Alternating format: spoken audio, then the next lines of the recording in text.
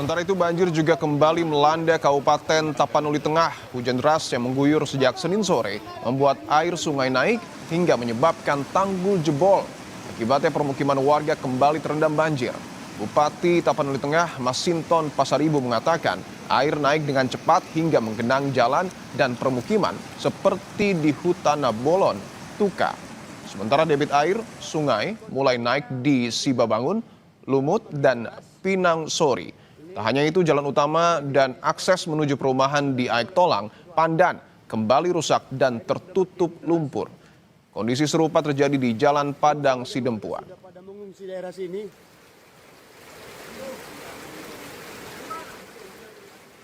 Untuk mengetahui situasi banjir di Tapanuli Tengah, kita sudah terhubung dengan Bupati Tapanuli Tengah, Masinton Pasaribu. Pak Masinton, selamat siang. Ya, selamat siang Bung Dian. Pak Masinton, mungkin bisa digambarkan bagaimana situasi di sejumlah permukiman yang tergenang banjir sejak Senin sore. Apakah sudah mulai surut, Pak Masinton? Ya, jadi kondisinya begini Bung Dipo, sejak tanggal 25 November 2025 lalu, banjir bandang dan longsor yang pertama, kemudian tanggal 11 Februari kemarin ada banjir susulan, dan kemudian selang 5 hari kemudian tanggal 16 kemarin, persisnya 16 Februari, itu kemudian terjadi banjir dan longsoran. Nah, banjir ini juga diikuti dengan adanya gelondongan kayu. Gelondongan kayu ini juga masuk ke area pemukiman warga dan jalan-jalan raya. Nah, kemudian terjadi longsor susulan itu di daerah Sitahuis yang memang daerahnya rawan longsoran. Nah, kemarin warga sudah dievakuasi dan tadi malam juga warga di berbagai desa di hampir seluruh kecamatan di Tapanuli Tengah juga kita lakukan proses evakuasi, dan sekarang warga kembali melihat kondisi rumahnya, dan sekarang cuaca juga masih mendung, dan info dari BMKG juga diinformasikan agar tetap siaga dan waspada. Nah, kemudian kondisinya karena kondisi kami masih dalam statusnya transisi darurat ke pemulihan. Jadi kami ini masih dalam situasi yang sangat darurat terus. Karena apa? Karena potensi banjir susulan, longsor susulan itu masih mengancam di Tapanuli Tengah. Dan kemudian sungai-sungai juga sedimentasi dari sungai, ya, di dalam sungai itu yang sebelumnya juga belum sempat dipulihkan sepenuhnya, sekarang itu mengalami sedimentasi yang cukup tinggi dan sudah rata dengan permukaan jalan dan pemukiman warga. Jadi sehingga ketika dalam posisi hujan sedikit saja, dia langsung airnya membentuk alur sendiri dan masuk ke pemukiman warga. Nah, kemudian di pemukiman juga terjadi sedimentasi, ya, tanah, lumpur, pasir, begitu.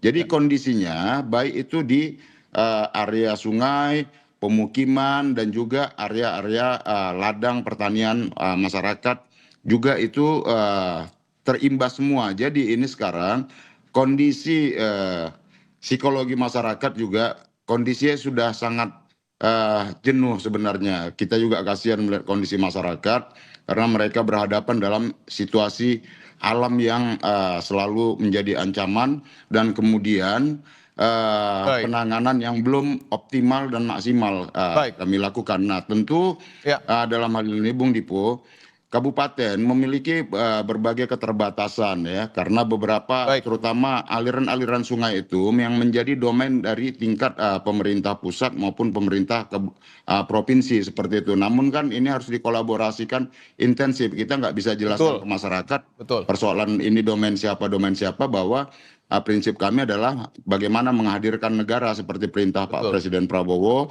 hadir di tengah-tengah masyarakat dan membantu masyarakat tadi, seperti itu. Betul, bahwa kolaborasi antara pemerintah daerah dan pusat untuk menangani bencana ini sangat penting untuk dilakukan. Saya ingin konfirmasi Pak Masinton, bagaimana dengan akses jalan yang ada di sana? Apakah masih putus total, tertutup lumpur, atau bahkan mungkin tertutup gelondongan kayu? Ya, tadi malam beberapa akses jalan itu tertutup dengan sedimen tanah dan juga gelondongan kayu. Dan itu sudah kami lakukan pembersihan tadi malam, terutama di area jalan yang menghubungkan Tapanuli Tengah dengan Tapanuli Selatan. Begitupun akses jalan yang tertutup timbunan longsor tanah itu akses dari Tapanuli Utara ke arah Tapanuli Tengah itu juga sedang kita lakukan pembersihan. Dan sekarang akses dari Kabupaten Humbang Hasundutan ke arah Tapanuli Tengah itu juga kondisi badan jalan itu sudah banyak yang amblas Artinya separuh. belum Jadi bisa dilewati oleh kendaraan, Pak Masinton? ya, untuk saat ini sudah bisa dilalui kendaraan, tapi kondisinya masih darurat, seperti itu. Jadi potensi ancaman bencananya juga masih potensi tinggi, karena juga sungainya belum dilakukan proses normalisasi. Dan Oke. kemudian di daerah-daerah yang perbukitan, seperti daerah Sitawis yang berbatasan dengan Tapanuli Utara, kemudian di daerah Andam Dewi yang berbatasan dengan Kabupaten Humbang Hasundutan, badan-badan jalan tersebut juga sebagian pada amblas separoh. Oke. Jadi itu juga sangat mengkhawatirkan kalau kemudian terjadi hujan kembali, potensi amblas dan longsornya juga sangat tinggi dan nanti Baik. aksesnya bisa terputus. Baik, saya ingin dalami penyebab dari banjir yang ada di Tapteng saat ini, Pak Masinton. Apakah betul ini hanya karena faktor cuaca atau mungkin ada faktor-faktor lain seperti misalnya alih fungsi lahan, karena kita tahu juga tadi disebutkan ada gelondongan kayu yang terjadi pada banjir saat ini. Iya, selain faktor cuaca, tentu kita kan nggak bisa memusuhi alam. Alam ini harus disahabatin. Betul. Maka perilaku manusia itu yang harus bisa bersahabat dengan alam. Kita punya kearifan lokal sungguh yang kemudian kita tinggalkan.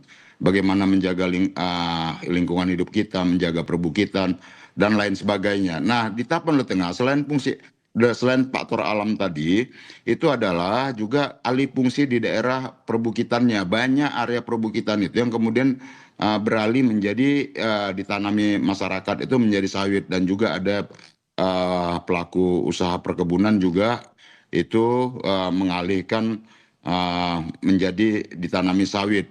Nah, jadi ini yang sedang juga problem di hulu yang sebenarnya harus ditata kembali. Tentu ini membutuhkan waktu, namun ini harus dilakukan proses rehabilitasi di hulunya. Karena apapun, Tapanuli Tengah ini, kalau terjadi hujan di hulu, terjadi hujan deras di wilayah perbatasan dengan Tapanuli Utara, Humbang Hasundutan, maka dampak airnya adalah ke arah muara, di bawahnya itu adalah wilayah Tapanuli Tengah.